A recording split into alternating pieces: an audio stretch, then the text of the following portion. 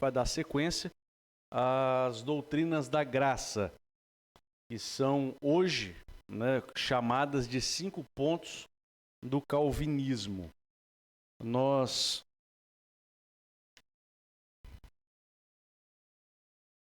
tentar aqui, peraí, vai não? É? Então vai lá. Então, aí consegue? Então esperar um pouquinho. A gente vai colocando aqui. Foi, vamos lá. Desligar e ligar de novo? Agora foi. Então, só recapitulando os irmãos aqui, eu sei que a letrinha está pequena, mas a gente já falou sobre isso daqui, é só para recapitular. Saiu. Agora nem eu daqui consigo enxergar. Agora vai. Tá aqui, ó. Sínodo de Dort. Os irmãos se lembram? Foi aquela reunião 100 anos depois da Reforma Protestante. A Reforma Protestante foi em 1517. E nessa reunião na Holanda eles foram tratar a respeito da doutrina da salvação. Então as doutrinas da graça, elas tratam sobre salvação, ou seja, soteriologia, o estudo da salvação. Tá? A primeira reunião foi no dia 13 de novembro de 1618 e a última no dia 9 de maio de 1619. Foram 154 reuniões, aproximadamente 25 reuniões por mês, durante 6 meses. Ou seja, árduos estudos e longos estudos para poder definir a doutrina da salvação. E a definição foi aquilo que a igreja sempre entendeu ao longo de todos os séculos, ou seja, através do estudo da Escritura Sagrada, com todas as pessoas que estavam ao redor, pessoas que eram teólogos, não só da Holanda, mas de vários países ao redor. Foi uma reunião internacional, chamaram todas as pessoas para participar, inclusive pessoas que pensavam diferente, e no final da reunião todo mundo saiu alinhado, pensando a mesma coisa, e isso é obviamente obra do Espírito Santo na vida desses irmãos e na história da igreja. Essas doutrinas descritas no documento final foi chamado de Cânones de Dort. São também conhecidas hoje como 5 pontos do calvinismo. E essa doutrina, 5 pontos do calvinismo, se você conversar com várias outras pessoas no meio evangélico, elas vão deturpar o sentido dessa doutrina ao ponto de falarem que a doutrina dos 5 pontos do calvinismo, ou seja, as doutrinas da graça, elas são uma doutrina não vinda de Deus, mas até mesmo intitulam que é uma doutrina diabólica, porque desconhece profundamente o que é de fato a doutrina e começam a colocar Deus como se Deus fosse um carrasco que salva alguns e é injusto com outros não salvando. E eles não conseguem entender a soberania de Deus e a obra de Deus da salvação, e eles começam a diminuir então a soberania de Deus e colocar o homem como protagonista da salvação. E Deus não é mais soberano, e sim o homem é soberano. Então eles entendem que é necessário diminuir um atributo de Deus para que o Deus deles, da mente deles, se encaixe com aquilo que eles entendem, mas não conforme a Escritura. A Escritura é muito clara em relação a isso, e a gente vai passar aqui mais uma vez sobre esses pontos. Eu falei sobre as doutrinas da graça, né? Destes 5 pontos é que vem o acróstico TULIP, que é tulipa em inglês, que abrange a teologia reformada de uma forma simples e concreta. Resumidamente, as doutrinas da graça, elas vão ser abordadas diante desses 5 pontos. Se os irmãos observarem, aqui tem um negocinho, mas quando coloca ali não funciona. Isso, saiu. Tem um negocinho aqui, mas quando bota ali não funciona. Então, só os irmãos observarem. Ó. Tá vendo o T? A primeira letra de cada afirmação, eu deixei em vermelho ali, forma tulip, que é tulip, em inglês tulipa. Por isso que a tulipa, a flor, né, da tulipa, ela é um símbolo da reforma protestante, exatamente por causa desse fato histórico, dessa reunião e da definição da igreja protestante, a igreja de Cristo, a igreja que estudava a palavra de Deus, a igreja que foi martirizada, a igreja que foi lançada nas arenas, na cova, no fogo, crucificada. A Igreja de Cristo, ela definiu em relação à salvação, ou à doutrina da salvação, soteriologia naquela época. Falamos sobre a depravação total, e depravação total de uma forma resumida, eu deixei aqui, é uma doutrina teológica derivada do conceito agustiniano, ou seja, ela foi sistematizada por Agostinho de Hipona. Agostinho de Hipona, ele nasceu em 534 depois de Cristo e faleceu em 430. Ou seja, não é uma doutrina nova. É uma doutrina que foi sistematizada com Agostinho de Hipona. Mas por que Agostinho de Hipona sistematizou? Ele nasceu em 354. Ok? Isso mesmo? Em 313, houve o Edito de Constantinopla, onde Constantino, a igreja era perseguida até 313. A partir de 313, Constantino, ele lança o Edito de Constantinopla e a igreja para de ser perseguida e há um casamento entre igreja e Estado. E a igreja, então, o cristianismo, passa a ser a igreja principal daquela época. Então, o que ele fez? O que Constantino fez? Ele pegou o paganismo e pegou a igreja cristã e mesclou. Ele juntou as duas coisas. Então, por exemplo, o paganismo, ele tinha a sua deusa, que era a deusa Diana dos Efésios. Em outros lugares tinha outras deusas. A mitologia grega colocava Atenas, por exemplo, naquela época, como uma deusa. Então existia várias mulheres que eram deusas do paganismo. O que foi feito em relação à mescla do cristianismo com o paganismo? Já que eles querem uma deusa, vamos substituir por uma deusa dentro do cristianismo. Em 400 e pouco depois de Cristo, 313 foi o Edito de Constantinopla, 400 e pouco, então houve uma declaração do Papa de que Maria foi assunta aos céus. Então, para poder substituir as deusas da mitologia grega, eles colocaram Maria e passa a transferir então a adoração dessas deusas para Maria, colocando que é a mesma coisa. Isso foi o que a igreja, o casamento entre igreja e Estado, foi criando naquela época. Então, o que Agostinho de Hipona fez? Agostinho de Hipona foi um defensor das doutrinas da graça. E ele começou a fazer, desde aquela época, uma reforma na igreja, buscando que a igreja não viesse a se desviar com esse casamento do Estado, mas que o compromisso da igreja fosse com a Escritura. Então ele começa a estudar o pouco tempo de história entre os apóstolos, os discípulos dos apóstolos e Agostinho de Hipona.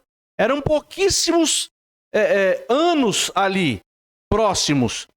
Então Agostinho de Hipona, ele começa a estudar aquilo que a Bíblia diz, através de João, Marcos, os evangelhos e toda a palavra de Deus, e ele começa a ver o testemunho dos pais da igreja, aqueles que conviveram com os apóstolos. Então, diante desse estudo, ele sistematiza as doutrinas da graça. Porque se você pegar a Bíblia, parece óbvio que eu vou falar aqui, mas é importante falar, existe algum livro que fala a respeito da salvação? O que é salvação? Tem algum livro sistematizado? Salvação é assim, acontece assim, assim, assim, na eternidade, Deus... Não tem esse livro. Então, o que é sistematizar uma doutrina? É você pegar o livro de capa a capa e estudar um assunto, salvação. E você estudar a Bíblia inteira e sistematizar a doutrina. Salvação é isso daqui, ó. É assim que se dá a salvação, é assim que Deus salva, é assim que opera. O que é justificação, regeneração, santificação, glorificação. Então ele começa a organizar uma doutrina. E isso é o que tem naquela nossa confissão de fé. Lembra, tio Beto? Confissão de Fé Batista de 1689, de Londres. Aquela confissão de fé é sistematização de doutrina. Então foi exatamente o que Agostinho de Hipona, como o pai da teologia sistemática em relação à salvação, soteriologia, ele inicia fazendo.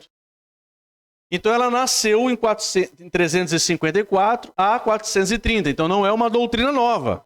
É uma doutrina da igreja. E a igreja permanece na doutrina de quem? Atos 2:42. Na doutrina dos apóstolos.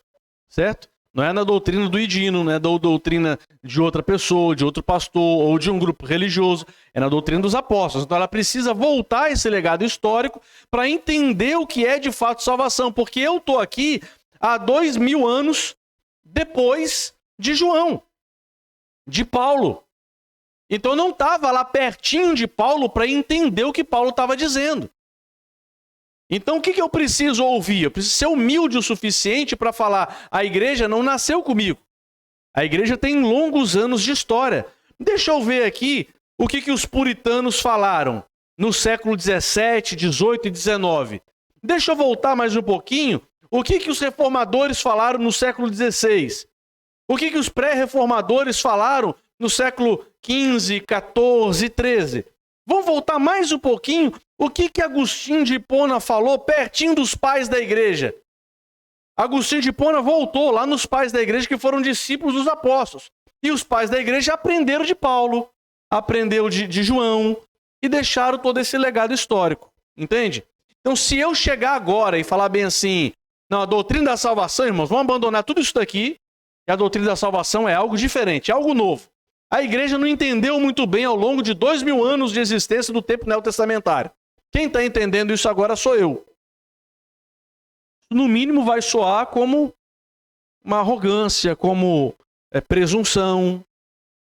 Fora que a Escritura diz que nos últimos dias havia apostasia, heresia e falsas doutrinas. Então qual que é a probabilidade de 2000 anos de história estarem certos e eu estar errado, ou 2000 anos estarem errados e agora no finalzinho eu falar que é algo diferente ou está certo? Estão entendendo? Raciocinando isso? Então, em virtude disso, ele é totalmente incapaz, o homem é totalmente incapaz. Ah tá, não falei aqui não. Então a depravação total é uma doutrina teológica derivada do conceito agostiniano de pecado original. Segundo essa doutrina, o homem não regenerado, ou seja, o homem que não ressuscitou, o homem que não foi tocado por Deus, esse homem é absolutamente escravo do pecado em todos os campos, mente, sentimento e ações. Em virtude disso, ele é totalmente incapaz de exercer sua própria vontade livremente para salvar-se. O homem morto, lembra do exemplo? O homem morto não consegue salvar a si mesmo. O homem morto não vai correr para Cristo. O homem morto não vai abrir os olhos e falar que quer Jesus. O homem morto não vai confessar Jesus como seu Salvador, porque ele está morto no seu pecado. Então é necessário que uma ação de Deus ocorra, toque nessa pessoa, o morto venha a ser regenerado, ou seja, ele vai ressuscitar, e a partir desse momento que ele está vivo diante de Deus, ele vai falar, eu quero Cristo, eu quero Jesus, eu busco a Deus. Então é necessário que antes dele ressuscitar, ou dele querer Cristo, que tenha uma ação de Deus na vida dele. Certo? Essa é a defesa de Agostinho e a defesa da igreja ao longo de todos os anos. Em virtude disso, o homem é totalmente incapaz para salvar a si mesmo. Assim, no que diz respeito à salvação, este homem depende da obra de Deus, que deve vivificá-lo, a fim de que este possa ser salvo. Se Deus não vivificar, o homem continua morto no seu pecado. Tá claro isso, irmãos? Para a gente passar para a próxima? Tá claro isso? Todo mundo entendeu? Entendeu, Ledinha? Ou ficou um pouquinho em dúvida, ou tem algum questionamento? Tá claro? Tá claro, Wagner? Então, amém. Vamos passar para o próximo. Estou falando muito rápido? É porque a primeira era só revisão. Agora que eu queria chegar no assunto. Eu vou falar mais devagarzinho. Agora eu vou falar pausadamente. Pronto, agora começou. Quanto tempo eu tenho? Tem muito tempo. Segura aí. Eleição incondicional. O primeiro ponto é depravação total. Os arminianos falavam que o homem tem livre-arbítrio. O que é o livre-arbítrio? Eu posso escolher ser salvo ou não. Eu não dependo da ação de Deus na minha vida para que eu seja salvo ou não. Quem decide o meu futuro sou eu. Eu sou soberano, eu decido. A Bíblia diz que não é você que decide, é necessário uma ação de Deus para que você possa então falar que você quer Cristo. Se não tiver o toque de Deus, você fica morto no seu pecado, conforme as Escrituras. Eles não, mas aí seria um Deus injusto, porque Deus toca no Mateus, mas Deus não toca na Eline. Por que Deus tocou no Mateus e ressuscitou Mateus, e Deus não tocou na Eline e deixou a Eline no estado de morto diante dele? Por que Deus fez isso? Lembra daquele texto? A injustiça na parte de Deus de amar Jacó e aborrecer Esaú? Qual a resposta de Paulo? De modo nenhum. Deus age com misericórdia com quem ele quer, e Deus não age com misericórdia com quem ele não quer. Ai, nossa, isso não cabe na minha mente. Eu não consigo entender isso, mas é o que a Escritura diz, está claro lá. Mas aí para poder entender, não, peraí, isso daqui tem que ter uma interpretação diferente. Vamos colocar aqui de alguma forma diferente. Porque o que a Bíblia está querendo dizer não é verdadeiramente isso. Então, como que você sai dessa situação? Aí, esses defensores, né, da teologia que hoje é chamada de arminianismo, o que eles fizeram? Eles diminuíram a soberania de Deus. Não, Deus é soberano, mas nem tanto. Quando chega no campo da salvação, o homem é soberano sobre a salvação, mas não, a Bíblia não fala isso. A Bíblia diz que Deus é soberano, entretanto, o homem continua sendo responsável pelas suas ações. O homem continua sendo responsável. Mas como que o homem é responsável pelas suas ações, mas é Deus quem salva? Se Deus não salvar um e salvar o outro, a pessoa que não foi salva, ela não foi salva porque Deus não tocou. Sim, mas ao mesmo tempo ela continua sendo responsável pelas suas ações. Encaixar isso de uma forma plena, a Bíblia não encaixa. Exatamente aonde a gente se cala. E a gente entende que Deus é soberano e o homem é responsável. Vocês já viram, eu gosto muito desse exemplo que Augusto Nicodemos dá, um pastor presbiteriano, que ele diz assim, você já viu um trilho de trem? Aí você olha para o trilho de trem, são dois, não é? Aí você vai olhando ele ao longo do horizonte, vai chegar um momento que ele se une, forma um só.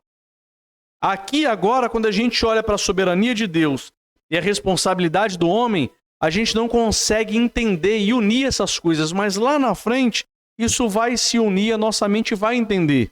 Mas por que a gente não entende agora?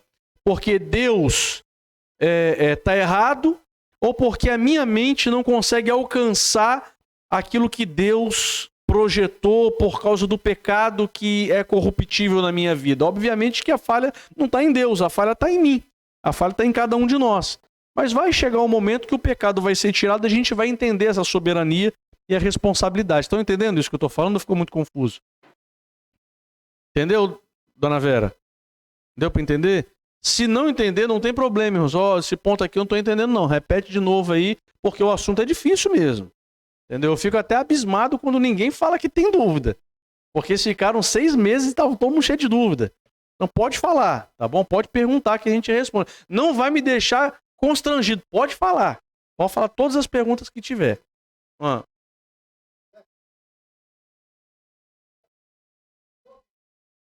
Que às vezes é difícil até de perguntar, né? Isso é bom, Gilberto. É bom falar isso. Que você tá falando disso, às vezes o outro tá pensando nisso, mas não fala. Tem que falar mesmo. Tem que falar. E não é fácil, é complexo.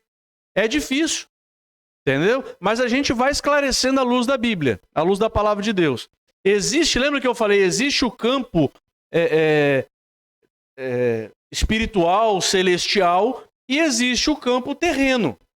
No campo terreno, a gente não enxerga isso. Não consegue entender isso, porque é alto demais pra gente. Mas aqui, o que a gente entende? Eu entendo que eu preciso pregar para Ledinha. E Ledinha vai aceitar Jesus. E eu prego para ela aceitar Jesus. Mas quando eu dobro o meu joelho e oro, eu oro como? Senhor, alcança o coração de Ledinha.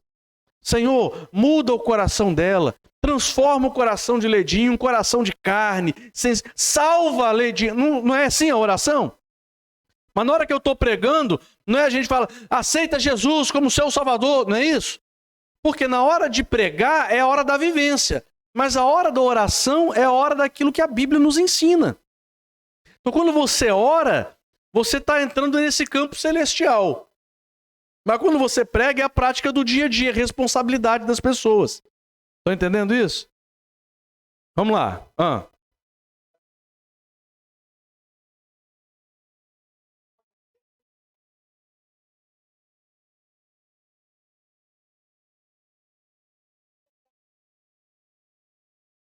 De forma clara.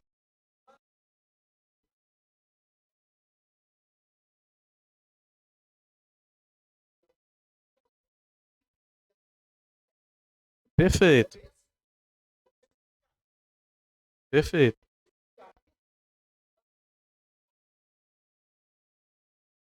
Uhum. Exatamente. Exatamente. E outra coisa importante é o seguinte, não adianta discutir com as pessoas.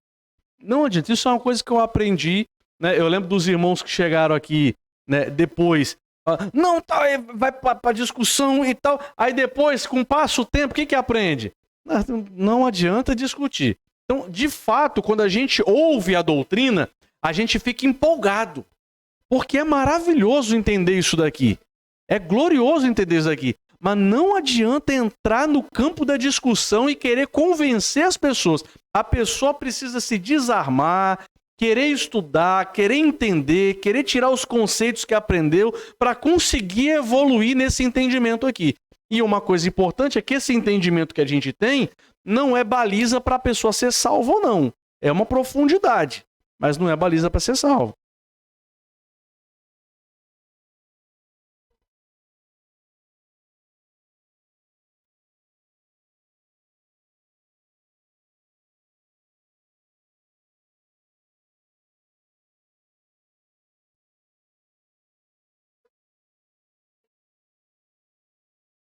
Uhum.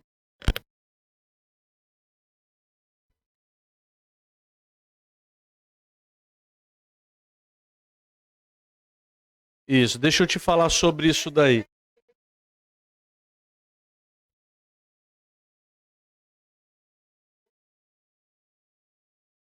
Uhum. Exatamente. Ele tem os eleitos dele. Agora, tem muita gente que vive o evangelho. Mas esses que vivem, existe joio no meio do trigo. Tem muita gente que é chamado e que está ali. Agora, quem são de fato os escolhidos de Deus? Então existe, tem palavras, por exemplo, a palavra livre-arbítrio não existe na Bíblia. A palavra eleição e predestinação existe na Bíblia. O que a gente vai fazer com essas palavras? A gente vai rasgar o texto, vai omitir, vai fingir que não existe, vamos pular a página da Bíblia. A gente não pode, a gente tem que encarar a Bíblia como um todo. Entende? Agora, existem detalhes da Bíblia que a gente vai encarar, mas vai chegar num determinado momento que não tem explicação. Aí não adianta vir aqui, não, peraí que Deus vai me revelar, que Deus vai, só Deus falou que é... Não foge da Bíblia. É a Bíblia, só a Escritura. Não adianta a pessoa falar que teve um entendimento agora que ninguém teve. A gente sabe que isso é anátema. Tio Beto tá craque na anátema. Anátema. Então não tem jeito. Se você for fugir do que está na Bíblia, você vai criar doutrina que não foi estabelecida pelos apóstolos. Então, se não é doutrina estabelecida pelos apóstolos, a igreja permanece na doutrina de quem? Dos apóstolos. Saiu da doutrina dos apóstolos, é anátema, a igreja rejeita. Então ela precisa ficar na Bíblia. A Bíblia é concreta, a Bíblia é a verdade, a Bíblia é inspirada e a Bíblia é a única regra de fé e prática para a gente ser conduzido aqui nessa terra. Existe a experiência individual, né? A gente falou sobre isso, o Espírito Santo nos guia e tudo mais, nos torna sensíveis a ele, mas doutrina é Bíblia. Então a gente entende o seguinte, Deus é quem salva, mas existe a escolha do homem.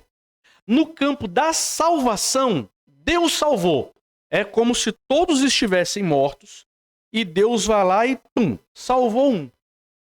Aí aquela pessoa ressuscitou e ela quer Cristo. E ela começa a caminhar com Cristo. Existem mortos que estão caminhando com a igreja. Estão no meio da igreja. É o joio. São chamados, estão aqui chamados. Às vezes, são até usados por Deus. São usados. Prega a palavra de Deus, talvez vire até um pastor. Talvez seja eu. Está aqui sendo usado, a igreja foi formada, estou ensinando doutrina para todo mundo, estou ensinando a Bíblia e tudo mais. Vai chegar um determinado na minha vida que eu não quero mais Cristo, abandono tudo e vamos embora. Deus usou o morto para falar com toda a igreja, houve salvação, a igreja se estabeleceu, porém eu nunca fui salvo. Fui um joio usado por Deus. Então existe isso, é uma realidade da vida espiritual. A gente tem que entender que existe isso. Então esse é um ponto. Tão usado, exatamente. Aí que falam? Eles falam bem assim, não, ele estava salvo, mas ele perdeu a salvação. Biblicamente, eu te falo, não é que ele foi salvo e ele perdeu a salvação. Biblicamente, ele nunca foi salvo. Ele era um trigo, um joio. Ele era um joio no meio do trigo. Ele era um morto no meio dos vivos. E era usado. E se Deus quiser, ele usa pedra. Ele usa mula. Ele usa quem ele quiser. Até mesmo homens pecadores e mortos. Entendeu? Então, isso é uma realidade no campo espiritual. A grande... Exato. Inclusive, existe falso profeta que pega a Cristo, que está uma igreja falsa, mas tem gente que está salvo. Eu creio nisso. Entendeu? Então, a gente tem que ser maduro o suficiente para entender isso. A realidade espiritual, o campo da salvação, a teologia e a prática, que a gente chama de ortopraxia e ortodoxia. Ortodoxia é o conhecimento. E a nossa limitação. Vai chegar um momento... Perfeito. Vai chegar um momento que eu vou falar bem assim, olha, daqui para lá, a Bíblia não revela. Por exemplo, esse é um caso. Se Deus é soberano e o homem é responsável pelas suas ações, Paulo fala sobre isso na carta aos Romanos capítulo 9. Ele diz assim, como que pode Deus culpar o homem? Para pensar. Um homem foi salvo pela graça de Deus. O outro não foi salvo. Jacó e Esaú. Jacó foi salvo. Jacó foi tocado por Deus, ressuscitou e fez boas obras e foi salvo pelos méritos de Cristo. Porque ele creu na promessa, foi salvo. Esaú não foi tocado por Deus, continuou morto. Aí Paulo diz assim, como pode Deus se queixar do homem morto? E falar que esse homem é pecador, é ímpio? Bastava Deus tocar nele, mas Deus não tocou. Então a culpa é de Deus? E aí Paulo dá uma resposta sensacional. Ele diz, cala-te, ó homem. Quem és tu para questionar o oleiro? Você já viu o barro que é tirado do mesmo lugar, um barro ser feito para honra e outro barro ser feito para ira? Você já viu o barro questionar o seu Criador? Então cala-te, homem. Ele não dá a resposta. Ele não traz a solução. Ele manda o homem se calar. E acabou. E eu também me calo. E aceito pela fé. Não entendo, Senhor. Perfeito. Não entendo. Mas eu aceito pela fé. Deus salva e Deus mantém algumas pessoas no estado de morto, de depravação total. E esses que Deus salva, ele enaltece um atributo dele, a graça de Deus em salvar, o favor imerecido. E aqueles que ele não salva, ele enaltece outro atributo dele, a santidade de Deus, a justiça de Deus. E ele opera e faz da forma como ele quer. Com o beneplácito da sua vontade, com a bondade da sua vontade. Ele faz isso continuando sendo bom e justo. É isso. Ah, sim. Isso, Paulo, pode explicar, Paulo fala sobre isso. Já? Poxa, estava indo tão bem. Paulo diz o seguinte, que hoje ele vê a Cristo como que por um latão de bronze polido. Então, se você pegar naquela época, né, o espelho era assim, você pegava, não era um espelho hoje claramente como a gente vê. Então você pega um latão de bronze, aí na tradução tá espelho. Mas a pessoa, por isso que eu falo que é importante estudar. Porque na tradução fala, hoje eu vejo a Cristo como que por um espelho. Aí a pessoa olha, o espelho eu vejo a mim mesmo, Cristo está em mim, então eu vejo Cristo em mim. Mas não é isso que Paulo está dizendo. Latão de bronze, o espelho daquela época era um latão de bronze polido. Então você enxergava que você estava ali, mas você não enxergava com clareza. Então o que Paulo estava dizendo? Hoje eu enxergo a Cristo embaçado. Eu não enxergo com clareza. Eu não enxergo os detalhes. Eu não enxergo todos os pontos que eu gostaria de enxergar. Eu enxergo embaçado, mas haverá um dia que eu vou estar na glória e naquele dia eu o verei face a face. Ou seja, eu vou entender esses mistérios que a palavra não revela. E não adianta pedir para ter revelação que não vai ter. Tá ali a doutrina dos apóstolos, certo? Isso é importante entender. Então a gente se cala diante de algumas coisas que a gente não entende, mas a gente crê pela fé. A gente crê pela fé. Certo? Vamos lá. Eleição incondicional, então, que é o segundo ponto. Primeira, depravação total. Ah, eu não te respondi outra coisa.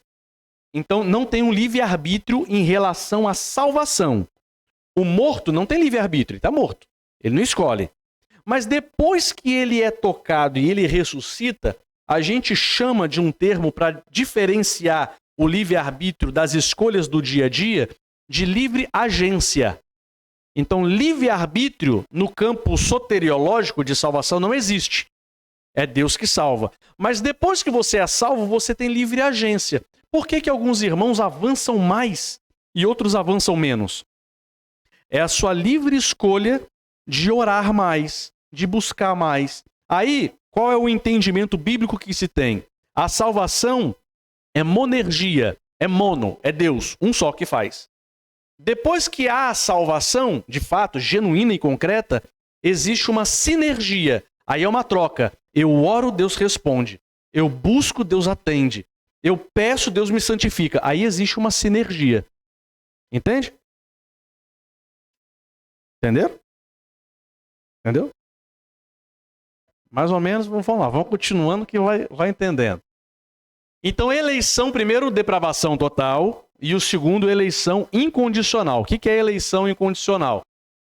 É uma doutrina teológica que ela baseia o quê? Ao criar o mundo, Deus escolheu muitas pessoas para a salvação, de acordo com seus próprios propósitos.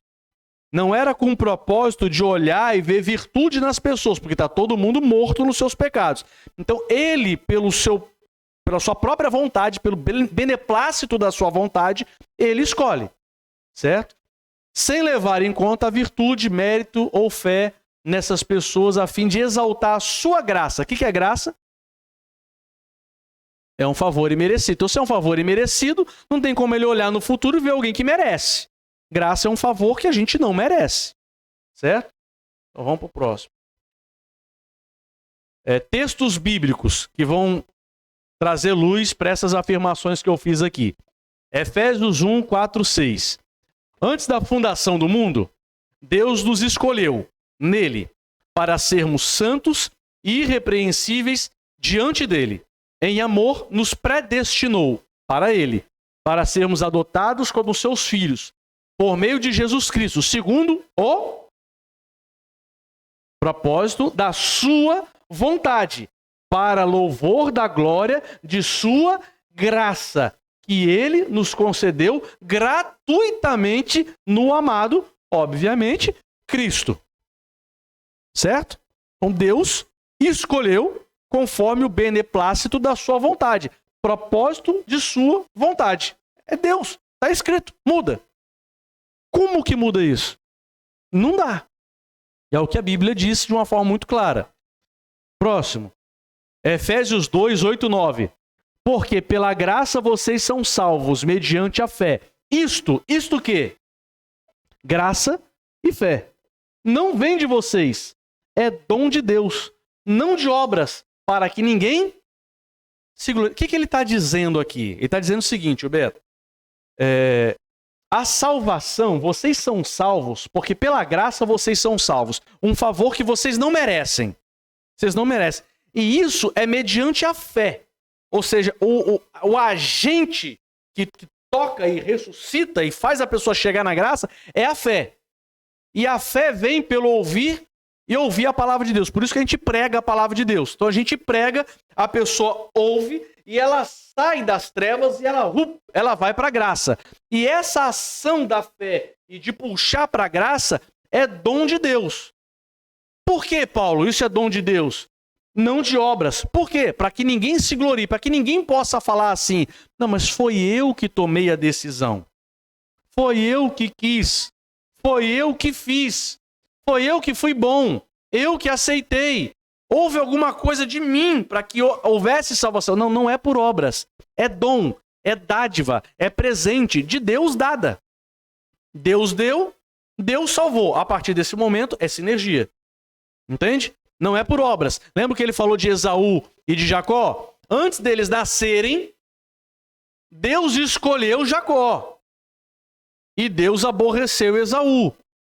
Antes deles nascerem, para que não tivesse obra nenhuma. Para ficar claro o propósito de Deus quanto à eleição. É isso que está escrito na Bíblia. Certo? Então, para ficar claro, Deus escolhe antes de obra. Então, não é obras. Deus não olhou e previu fé. Deus não olhou e previu boas obras. É antes de obra. Deus escolheu segundo o propósito da sua vontade. Para que ninguém se glorie, ninguém possa botar e falar, não, foi eu que fiz alguma coisa. Certo? Romanos 5, 8 e 9. Mas Deus prova o seu próprio amor para conosco pelo fato de Cristo ter morrido por nós. Paulo está escrevendo aqui para a igreja de Roma. Quando nós éramos pecadores. Logo, muito mais agora, sendo justificados pelo seu sangue, seremos por ele salvos da ira. Por amor a Cristo que morreu por nós, nós éramos ainda pecadores. O que aconteceu quando nós éramos pecadores? Cristo morreu e depois, no decorrer da vida, eles foram justificados. Então imagina você aqui, Cristo morreu, certo? Quando Cristo morreu, nós ainda não havíamos nem nascido. Éramos pecadores, certo? Pecadores. Aí a gente nasceu. Nasceu lá tio Beto. E tio Beto viveu toda a sua vida, sem conhecer a Cristo, vivendo a vida normal, assim como eu vivi. E está lá vivendo. Aí em um determinado momento, houve um encontro com Deus, a justificação. Todos os pecados de Dino, todos os pecados seus, foram perdoados em Cristo e você foi regenerado. A partir desse momento, você foi salvo da ira de Deus. Você despertou, como se tivesse assim, o seu nome está lá escrito no livro da vida. Mas você está vivendo aqui a responsabilidade do homem, no tempo cronológico. E aí chegou um determinado momento que você foi salvo e se confirmou o nome que está lá escrito no livro da vida. Entende? É isso que Paulo está dizendo. Cristo morreu por nós, quando nós éramos ainda pecador, e agora? Agora nós somos justificados. Depois que houve a conversão, a gente é justificado de todos os nossos pecados. Próximo. Romanos 9, esse daqui é que é forte. Romanos 9, 11 e 16. E os gêmeos ainda não eram nascidos, nem tinham feito o bem ou o mal, para que o propósito de Deus quanto à eleição prevalecesse, não por obras, mas por aquele que chama. Quando foi dito a Rebeca, o mais velho será servo do mais moço, como está escrito, amei Jacó, porém desprezei Esaú. Que diremos então? Que Deus é injusto? De modo nenhum. Pois ele diz a Moisés, terei misericórdia de quem eu tiver misericórdia e terei compaixão de quem eu tiver compaixão. Assim, pois, isto o quê? A eleição e o chamado. Não depende de quem quer ou de quem corre, mas de Deus, que tem misericórdia. Então, a salvação depende unicamente e exclusivamente de Deus. Não pelas obras. Ele não olhou o futuro e falou, Jacó é bom, Esaú é bom, é mau. Ele olhou o futuro e falou, todo mundo ruim, está todo mundo morto. Mas eu vou demonstrar minha graça em Jacó. E Esaú não vou demonstrar minha graça. Como que Deus faz isso? Por que que Deus faz isso? Entende? Não dá para entender. Mas ele é justo e bom. E age dessa forma. E é soberano. E o homem não é soberano. E ao mesmo tempo, Esaú não foi salvo porque ele é responsável pelas suas ações. E Jacó foi salvo porque ele é responsável pelas suas ações. Harmoniza. Não dá. Eu creio pela fé exatamente dessa forma como está escrito aqui. A teologia reformada, irmãos, ela não te direciona para um lado. Ela expõe toda a verdade. Toda a verdade. O que a gente está fazendo aqui não é sendo tendenciosos com os irmãos para que os irmãos entendam uma coisa. A gente está expondo tudo o que a Bíblia diz. E aí os irmãos vão ler, vão entender a explicação e vão falar, ó, não entendi profundamente. Aqui não é matemática, 2 mais 2 é 4. Não é matemática. Mas você vai entender, Deus é soberano, é Deus que salva, o homem é responsável, existe monergia, existe sinergia. É Deus que salva. E ponto. E o homem continua sendo responsável. É toda uma realidade. Não dá para harmonizar. Mas essa é a verdade.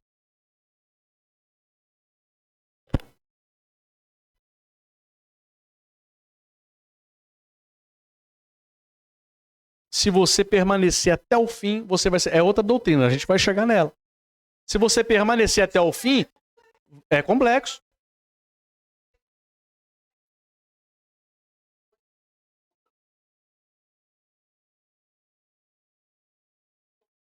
Uhum.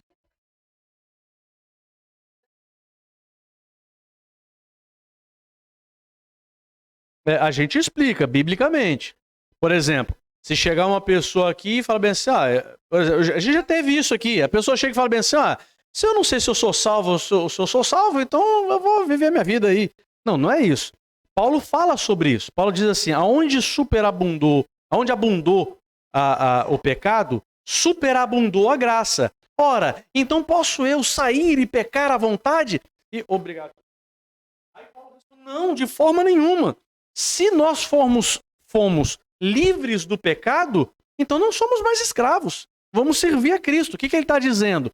Se eu fui liberto do pecado, de fato, e fui salvo, eu vou evidenciar que eu sou um salvo com boas obras. E vou permanecer nas boas obras até o fim da minha vida. É a mesma coisa que Tiago escreve. A fé sem obra, ela é morta. Por que que a fé sem obra ela é morta? Porque se você fala que tem fé, mas você não tem obra, a sua fé é falsa. Se você tem fé, você vai ter obra. Se você não tem obra, é porque você não tem fé. Entende? Mas vamos lá, vamos seguir. O importante é os irmãos não faltarem às próximas, porque uma completa a outra. Mas a gente vamos continuar, tia Lida. É assim mesmo. Não é fácil. Não é fácil. A gente tem que continuar explicando. Outra coisa aqui, ninguém vai sair daqui um teólogo, né, profissional, expert. Mas é importante os irmãos entenderem que essa doutrina existe. Existe essa doutrina. Entendeu? Ninguém precisa sair daqui dando aula para as pessoas na rua. Ninguém precisa disso. Guarda no seu coração, continua pregando a Cristo como Salvador. Sabe por quê? Porque teve um momento que Deus falou com Paulo assim, Paulo, vai à cidade de Corinto e prega a palavra lá. Podia até achar esse texto aí, Wagner. Prega a palavra lá, porque eu tenho muitos escolhidos lá. Essa é a palavra-chave. Tenho muitos escolhidos lá. Jonas também, quando prega para Nínive. Né? Então, por que que Paulo pregava a palavra? Paulo não pregava a palavra porque, se tiver um salvo lá, Deus que salva. Não, Paulo prega a palavra na expectativa de que existem pessoas que estão lá, que são eleitas de Deus, e ele vai pregar, e os eleitos de Deus vão receber a fé e vão sair daquele estado e vão para a graça. Por isso que Paulo prega a palavra. Isso é uma bênção, porque isso tira um peso do pregador enorme. Enorme. Você imagina, se a igreja aqui, vamos supor, que a igreja aqui fique 50 anos com o mesmo número de pessoas. E eu estou pregando a palavra. E eu estou pregando a verdade. Se eu não entendesse essa verdade, que existe a eleição, existe a pregação e é Deus que salva, o que eu iria pensar de mim? Eu sou um pastor meia boca. Eu não sou bom. Eu sou falho. A minha igreja não enche porque eu não sou bom. Então eu vou começar a me render para estratégias que outros pastores estão fazendo. Vamos pintar a igreja de preto, vamos acabar com a palavra, vamos começar a fazer show, vamos começar a mudar para a igreja encher. E agora a igreja encheu. Eu sou um pastor de sucesso. Então, biblicamente, não existe isso. Eu não mudo as estratégias para a igreja encher. Eu continuo com a mesma estratégia bíblica que Cristo mandou a igreja fazer. Pregar a palavra de Deus, cantar louvores, orar, batismo e ceia. E se Deus salvar, é obra de Deus. Se Deus não salvar, eu não tenho culpa. Não é a minha performance que não está boa. É Deus que não salvou. É Deus que tem alguns eleitos aqui, tem outros ali. E se a igreja não encheu, a salvação não pertence a mim. Pertence a Deus. Então isso tira um peso da mente do pastor. Agora, o pastor não tem que pregar então, porque é Deus que salva? Não, pelo contrário. O pastor tem que pregar a tempo e a fora de tempo. Porque os eleitos vão ser alcançados, porque a fé, a salvação vem pela fé, né? E a fé, ouvir a palavra de Deus. A fé vem pelo ouvir e ouvir a palavra de Deus, e pela fé a pessoa alcança a graça. Pela fé ela é salva, quando ela crê em Cristo Jesus. Entende? Vamos lá. Achou não? A doutrina da expiação limitada. Então vamos passar para a próxima doutrina. Dá tempo? Dá não, né? Dá não. Tá aqui 7 minutos para falar sobre isso tudo aqui. Não, mas não dá mesmo não. Não dá mesmo não. Deixa, senão já é muita coisa, né? Tá bom. A cabeça de Eline aqui já tá saindo faísca já, ó. Pastor Paulo Roberto.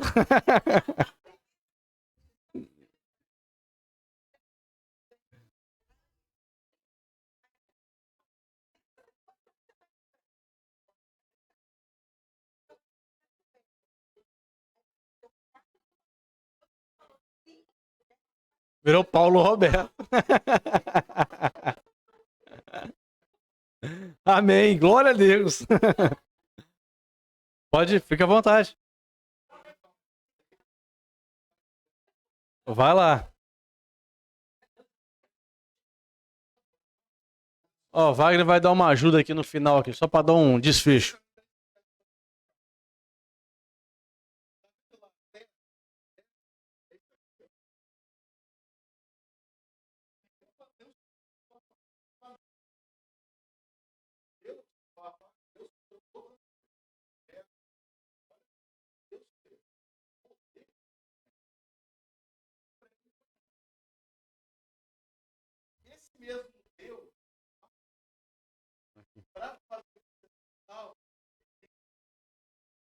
Ó.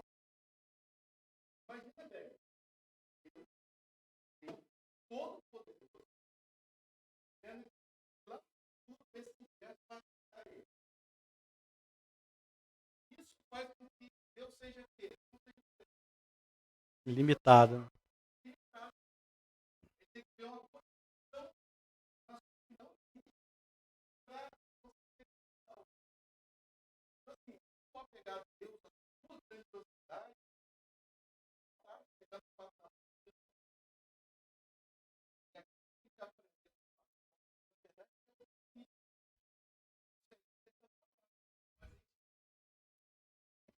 E ficou difícil. É difícil.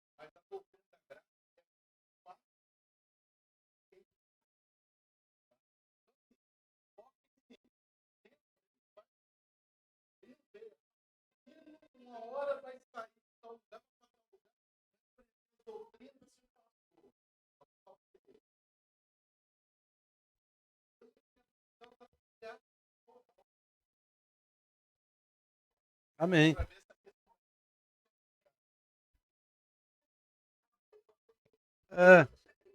Exato. Mas a nossa cabeça é muito limitadinha, entendeu? E eu vou te dizer mais o que é entender totalmente. É isso aí. Não vai entender. É isso aí.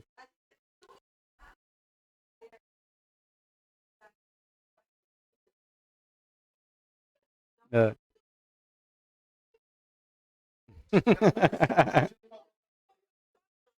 Mas eu entendo. É.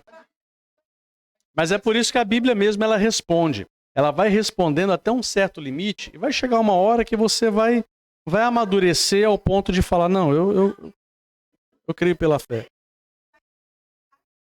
Isso aí.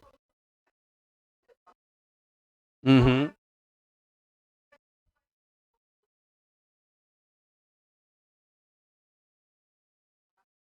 Isso aí. É isso aí.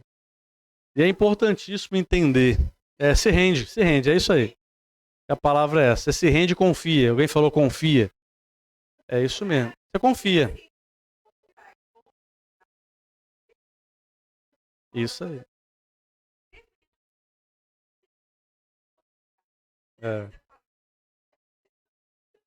É. Senta e dorme. É verdade. É verdade. Mas amém. Eu sei assim, o que o Wagner falou é uma verdade. Quando você pega uma pessoa que não veio de outra religião, né, o 0 quilômetro, pega uma pessoa que estava ali, né, fala que é católico, mas não creu em nada, nunca foi em lugar nenhum e tudo mais. Quando ela vem, senta e ouve a doutrina, ela assimila isso e ela crê naquilo e ela fica ali com tranquilidade. Agora, é mais difícil você desconstruir uma teologia errada e você construir uma teologia bíblica e saudável. É difícil isso. Porque você tirar as pedras do lugar, olha, irmãos, é difícil. Entendeu? E eu sei porque é uma coisa que eu vivi. Eu acho que a maioria dos irmãos aqui já viveram isso e é complicado. Mas descansa o coração. A gente vai estudando um pouquinho por pouquinho e as coisas vão se encaixando e os irmãos vão entendendo. O mais importante é vocês entenderem o seguinte: isso não é doutrina minha. Isso não é doutrina da Igreja Batista Reformada, Aliança da Cruz. Não é doutrina nossa. Isso é doutrina da Igreja ao longo de toda a existência e a gente precisa olhar isso com carinho, nos encurvar diante dessa verdade e aprender. E a gente vai aprendendo ao longo do tempo e vai amadurecendo. O importante é entender que a doutrina que a gente está passando, de fato, é a doutrina bíblica. É a doutrina da palavra de Deus. E a gente vai entendendo a verdade da Escritura, e isso vai libertando aos poucos e a gente vai compreendendo e entrando no prumo certinho. Vai nos convencendo. Exatamente. Amém? Então, vamos ficar de pé? Vamos encerrar? Qualquer irmão que quiser glorificar a Deus, pode glorificar o